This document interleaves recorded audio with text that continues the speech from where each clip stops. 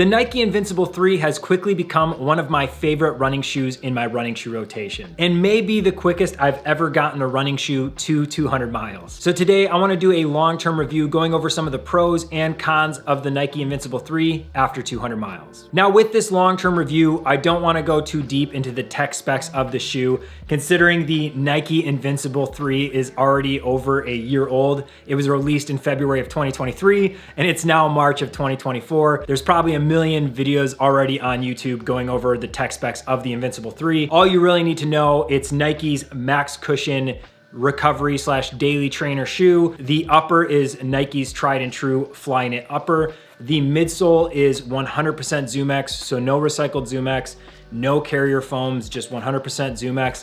And then the outsole is some kind of rubber. All right, and so with this long-term review of the Invincible 3, what I really wanted to do was go over 3 pros and 3 cons that I found with the shoe after putting 200 miles on the Invincible 3. All right, so pro number 1 for the Nike Invincible 3 is the ZoomX midsole on this shoe. The stack height and cushion you get with the Invincible 3 for the ZoomX, plus the responsiveness of this midsole, just makes it a great running shoe for basically almost everything. Other than certain speed workouts where I'm looking at running threshold and really fast, I've primarily worn this shoe every single day for every single run, especially with run streaking. It's been extremely nice to have this higher stack height in the heel as well as a decent stack height in the forefoot. I've pretty much put this shoe through every single pace, specifically this midsole. I've done strides in this shoe, so going up to 420 I think was the fastest I've seen for like a 100-meter stride.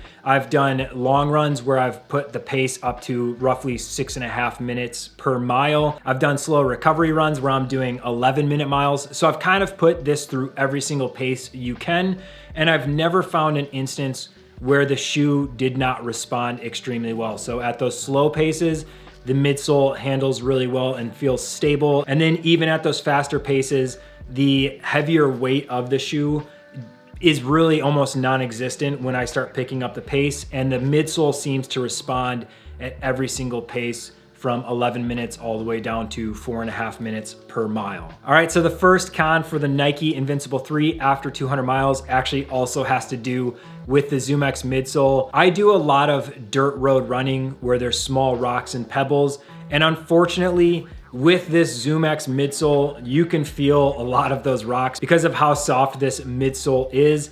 There's a lot of times that through the forefoot area, when I'm landing, I'll hit a rock and I can really feel it basically all the way through the midsole onto my actual foot. These rocks aren't anything like major. They'll usually just be like smaller rocks that are on the dirt road. I've been noticing that on the dirt roads I'm running, it happens quite often.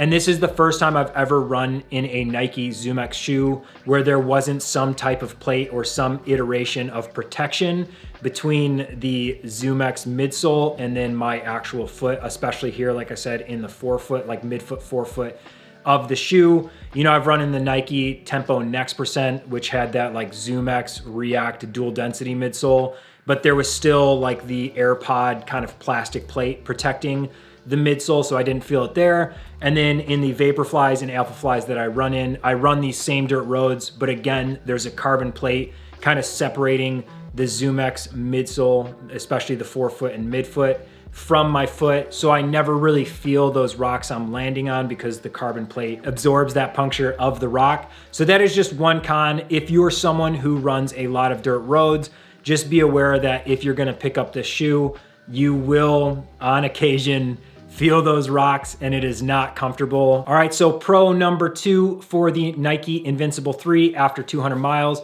is actually the outsole of the shoe. Unfortunately, this spring / winter has been absolutely crazy in Michigan, as well as probably other parts of the United States.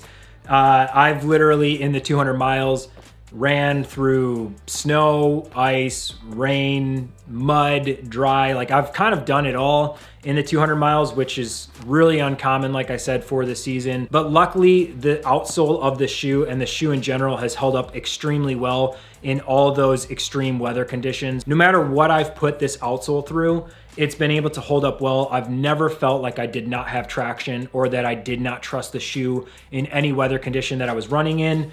And the outsole has seemed to hold up pretty well in terms of durability for the shoe. I'm guessing I could easily get 400 miles out of the shoe. That's probably when I would retire the shoe, is about 400 miles, but nothing extremely troubling in terms of the wear pattern. The outsole has held up really well. And then, like I said, this outsole has provided stability and confidence that I can pretty much go out in any weather condition and know that the shoe will handle the weather condition well, and that I didn't pick the wrong shoe for the day or the run that I'm doing based on whatever weather was going on. All right, so the second con for the Nike Invincible 3 actually has to be this tongue. One, the tongue has absolutely no gusset at all, so it's just kind of hanging in here loosely. And I'm not a huge fan of shoes that don't have a gusset. And for some reason, it seems like a lot of brands, when they do their max cushion trainers, do not add any type of gusset to their tongue. I've just noticed a lot of these tongues are stitched in just at the bottom here, and that's pretty much it. And again, Nike kind of follows that trend as well. Like I said, I'm not a huge fan of the tongue overall. It's quite a bit of material, and I do wonder when I get into the warmer months, so through summer running, if this tongue is gonna be an issue with just kind of getting hot spots or overheating on the top of my foot, as this is pretty thick. But the main reason I actually do not like this tongue has to do with the way this top of the tongue kind of flares out. I'm assuming it has something to do with the overall design of the shoe. Like if you were to taper this in any, then maybe the overall structure through the heel area of the shoe, just maybe it doesn't lock down as well. But with this tongue, I've had some issues, like I said, with just this excess material on the outside, especially on the interior, so this medial part of the shoe. I've had some issues with when the tongue's kind of sitting in here.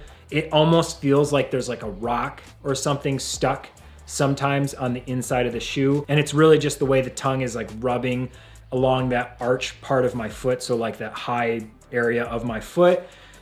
Here on this, like I said, medial side. It doesn't happen often where I have that issue with this tongue, but if I were to knock something about the shoe as a con, I would have to say that this is one other thing that I've always found bothers me when I'm running, is just the design of this shoe is pretty good, except for the tongue. The tongue almost feels like an afterthought. All right, and for the last pro and con, I will actually start with the con so that we can end on a good note. The third and final con for the Nike Invincible 3 is just the price of the shoe. And this con is not actually exclusive just to the Nike Invincible 3. I feel that a lot of shoe brands' pricing of shoes just continues to get higher and higher, and we're not really seeing much in terms of return for the overall innovation or design of the shoe. So shoes continue to get more and more expensive, but they don't really change much between iterations. So this is the third version.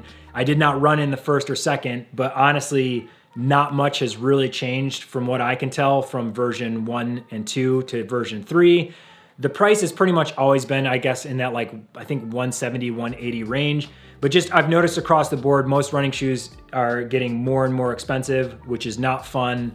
And especially when you have a shoe that's pitched as pretty much only a recovery day type shoe, which is why it took me so long to even buy the shoe in the first place. I didn't want to spend $180 on a running shoe that was so niche to only being recovery runs with this like thicker midsole.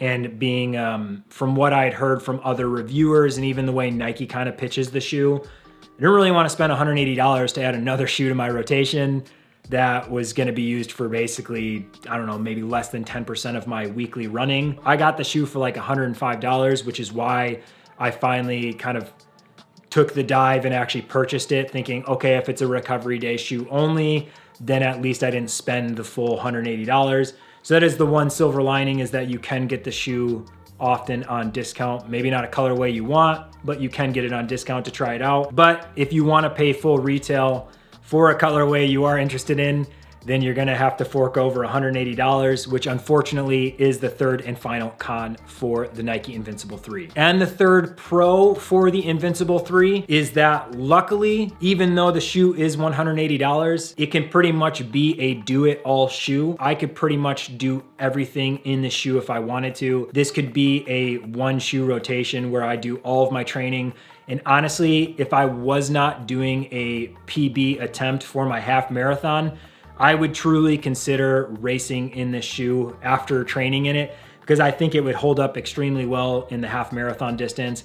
I can't really speak yet to full marathon, as I've only taken this up to, I believe, 12 or 13 miles for my longest run, but I do believe this could easily hold up well for a half marathon race, especially if you're just looking to go out and run and enjoy the race and not doing a PB. This would be a perfect shoe. So if you're someone who's looking to buy a one and done do-it-all shoe from every single bit of training to your race, the Invincible 3 would be a perfect shoe. And like I said, being able to do pretty much everything in the shoe and enjoying what I'm doing in the shoe and wanting to pick it up every single day make it worth that high price tag of $180 for the Nike Invincible 3. And so that is it for my long-term review after 200 miles with the Nike Invincible 3. Like I said, this has quickly become one of my favorite running shoes in my running shoe rotation. And like I said, if you can find a way to pick it up below retail, I recommend purchasing it immediately and adding it to your running shoe rotation.